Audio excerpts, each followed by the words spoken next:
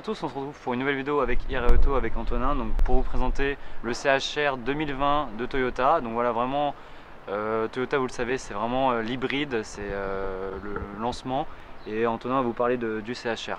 Donc comme vous savez, depuis de nombreuses années, Toyota est leader sur le marché de la voiture hybride, et donc on est ici aujourd'hui pour confirmer ça avec le nouveau CHR. Comme vous savez, le CHR c'est un véhicule assez atypique au niveau de ses courbes et ses formes, avec ses couleurs biton en rouge et en noir. C'est vrai que ça donne un certain dynamisme. Et au niveau du modèle, c'est un léger SUV, un petit SUV, et au final, si ça vous intéresse, ça reste le bon véhicule en termes de prix, et au final aussi au niveau de l'hybride. Vous savez qu'aujourd'hui, avec le problème de malus, avec ces voitures là, avec un 180 chevaux quand même, on reste sur un véhicule rapide et avec peu d'argent à mettre au niveau des cartes grises, et aussi au niveau de l'écologie, au niveau du CO2, c'est vraiment très avantageux. Donc comme vous le savez, ici on retrouve la calandre au niveau du bas en nid d'abeille, et on vous mettra une photo, le diffuseur à l'arrière. Au niveau de la garde au sol du CHR, on est sur 148 mm, donc c'est quand même assez rabaissé pour un SUV de ce type, mais ça reste quand même acceptable. Donc on va tout de suite maintenant passer à l'arrière de la voiture, et je vais laisser Mathis prendre le relais. Donc au niveau de l'arrière, comme vous pouvez le voir, déjà ici on est vraiment sur un aspect très sportif, un béquet sportif qui est très allongé, voilà, avec des vitres surteintées à l'arrière, et vraiment un aspect vraiment de coupé sur un SUV, c'est vraiment atypique. Et au final, on a même au niveau des phares qui sont vraiment reliés directement à l'ensemble de l'arrière du véhicule. Donc voilà, on a également aussi une caméra de recul comme chaque véhicule.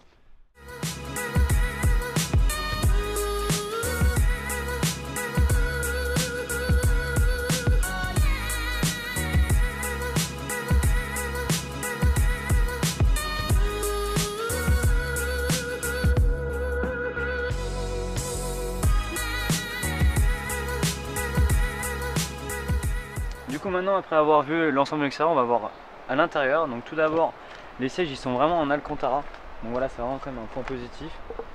On est assez bien dedans, donc voilà, pour quelqu'un qui fait 1m80 comme moi, c'est vrai que c'est assez agréable. On est assez bien maintenu également, comme vous pouvez le voir.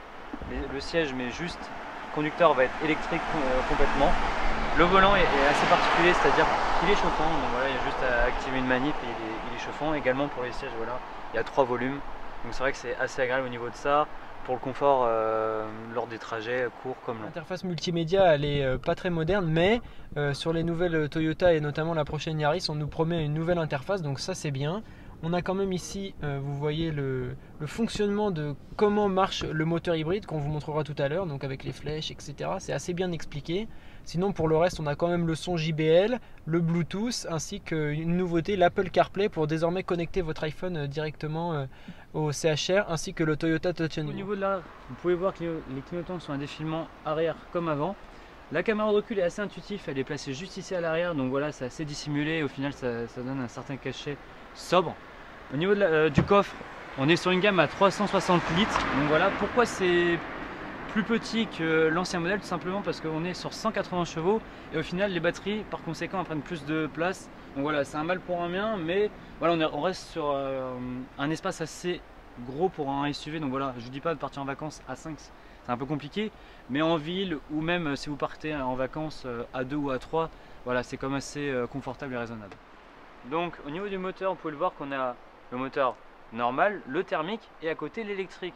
Donc voilà, c'est différent de ce qu'on peut voir habituellement de chaque voiture, mais bon, voilà, on vous montrera lors de la conduite comment ça va se passer, la jonction en fait entre le thermique et l'électrique, comment ça se recharge.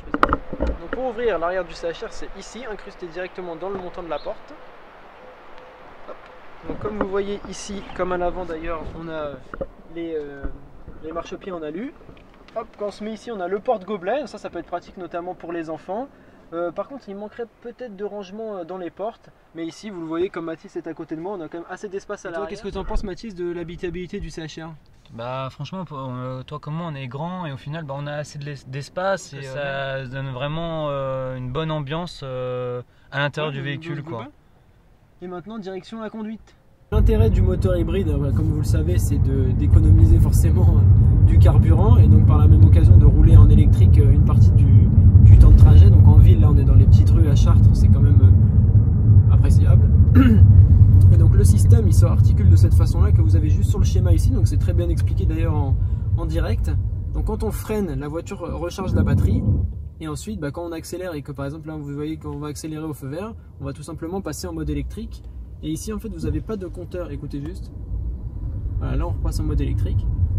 Donc ici on a le mode Eco et ensuite Power. Donc Eco qui signifie vraiment la manière de rouler en électrique, et Power une fois que le moteur thermique reprend le dessus. Voilà, le but en ville étant de rester à peu près toujours en mode économique pour rouler en hybride.